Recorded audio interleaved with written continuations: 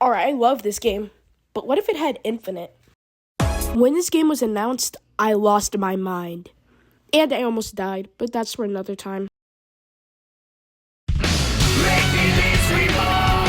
Let's just cut to the chase. Sonic X Shadow Generations is an amazing game. Wrong thumbnail. And since I just completed a few days ago, I gave it a 9.7. The only reason I did that was due to Generations' already existing flaws and the fact that I felt like there wasn't much Shadow content to be offered. And since we're most likely not going to get any more DLC because of the digital deluxe edition, this is just a what if video. Now if we were to actually get more DLC, I hope we can see the things in here. This first one is something I'd like to call character swap. In the options menu where you pick skins, you're able to pick between Sonic or Shadow, depending on whose game you're in. And boom, you get their moveset in that game. I feel like the Doomwings have a lot of potential for Sonic stages, especially Chemical Plant. Also, Sonic would have the air dash, the drop dash, etc. Now let's go on to the next thing. I would like to add one more level to this game since we're already going to get a movie Shadow level, which would make 7. So the 8th and final level where he rescues Silver would be Eggman Land. The reason I chose this is because Sonic doesn't really save Silver in a level, and since Shadow's story ends before Sonic's, it would make a little bit more sense. And if we were to go crazy and add, a 9th level, I would probably pick Digital Circuit. This level could happen right before that one Sonic and Shadow cutscene. But wait, how would that work? Rouge already gets saved by Sonic. Well, let's just add in Abe. Yes, the gun commander. I think it would have been sweet for him to appear since he is voiced by Roger Craig Smith in the short, and it would be nice for him to reunite with Maria one last time.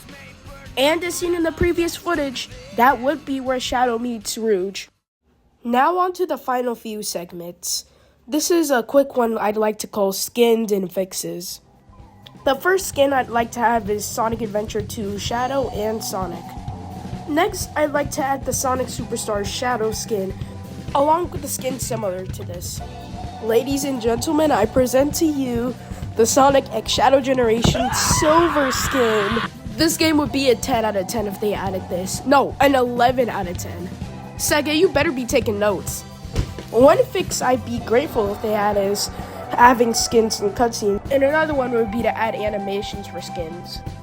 One crazy thing that would probably never happen is Sega fixing Planet Wisp and the Time Eater. I hate those levels and that boss. They're just so annoying and tedious.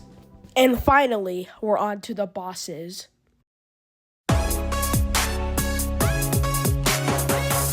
Alright, this section is the one I was most excited for. You know that one Sonic cutscene I talked about earlier? Yeah, let's make that into a boss. The opening would be near identical to what's shown right now. They would do the Sonic Adventure 2 battle pose, then the fight would start.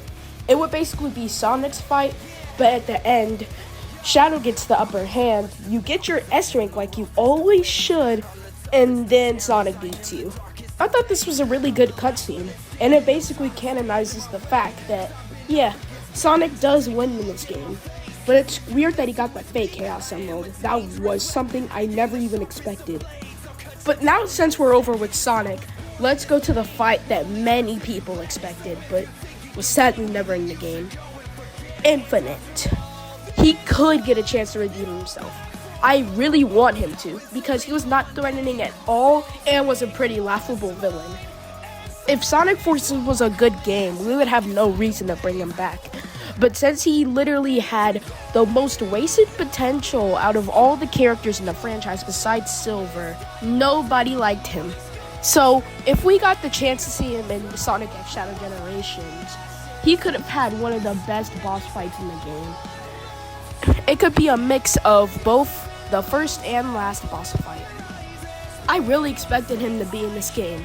So if this game does get major DLC like Sonic Frontiers, I hope this is what we get.